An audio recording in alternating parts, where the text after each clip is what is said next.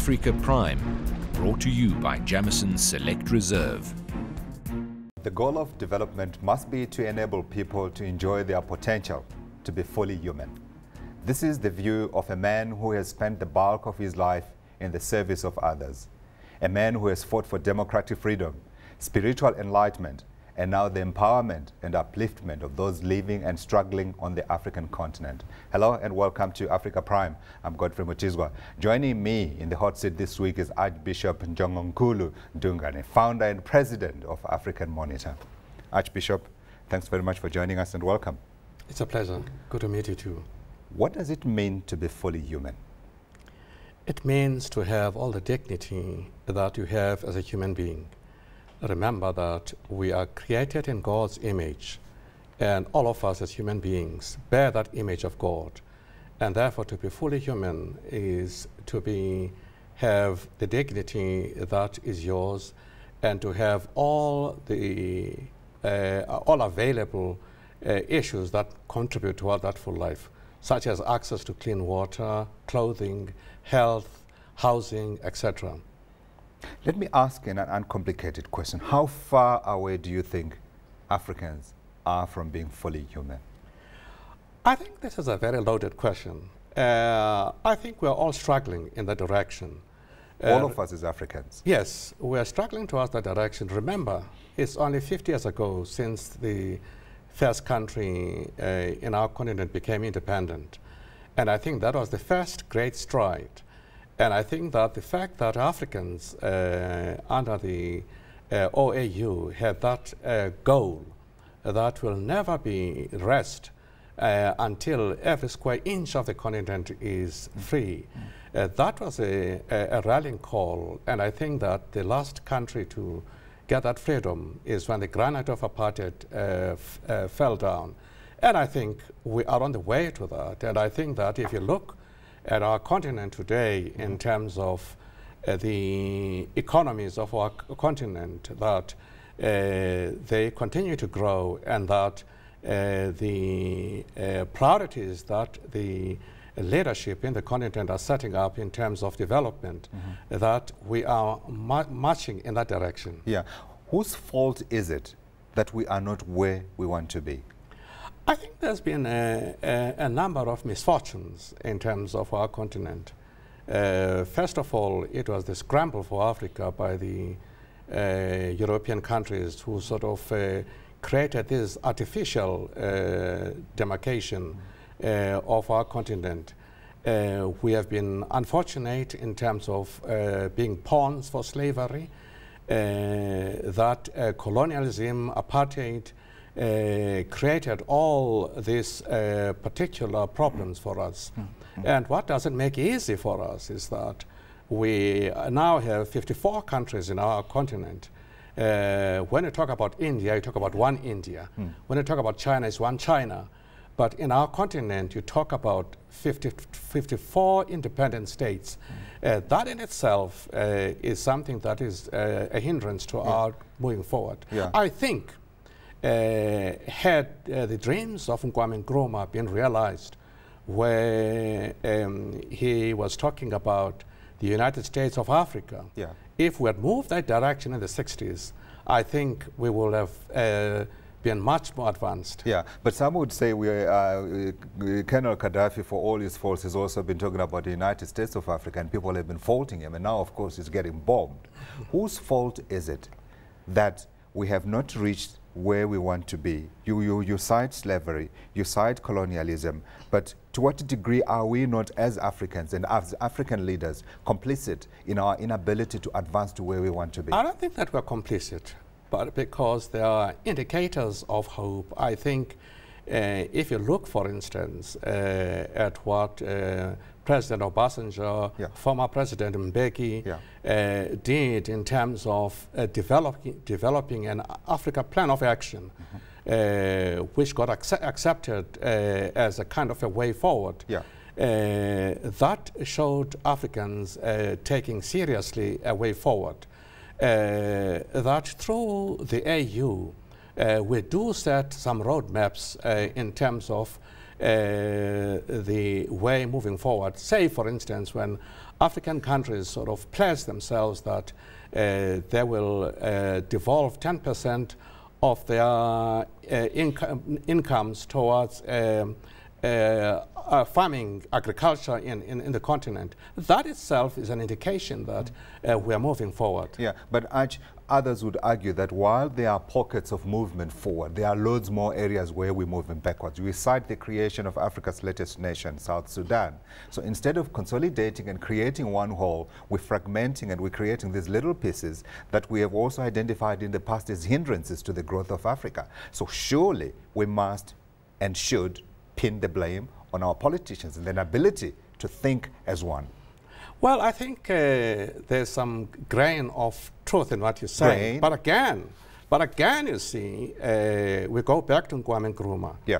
Kwame Nkrumah said, if we do not go that route, which he was suggesting in the 60s, once we get these pockets of independence, there's a thing called power. Sure. People want power and they want to roll the roost.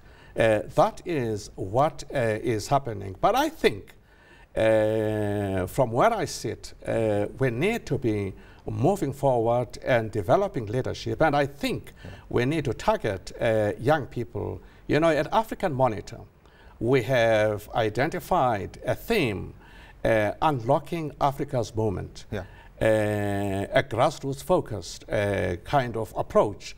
And we are identifying that the key stakeholders are women and young people. And if you remember, in our continent, 60% of the population of our continent is under the age of 35.